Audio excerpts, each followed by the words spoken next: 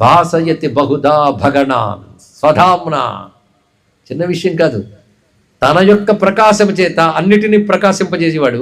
తనకే ప్రకాశం అవసరం లేని వాడెవడో వాడిని బ్రహ్మం అన్నావే.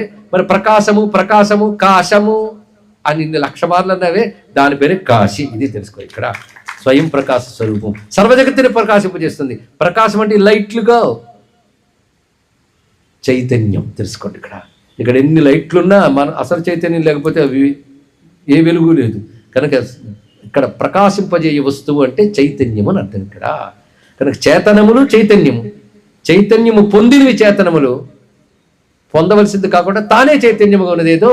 కనుక పరమాత్మకి అసలైన పేరు కాశీ. కనుక కాశీ అనేది పరమాత్మ యొక్క ప్యూర్ నేమ్, శుద్ధనామం అండి. ఇక్కడ ఇప్పుడు కాశీ అని గారి పేరు భావమే మారిపోయించింది. ఇక్కడ ఇక వ్యవహారంలోన వారణాసి నదులు ఇన్ని వ్యవహారం కోసం చెప్తాం.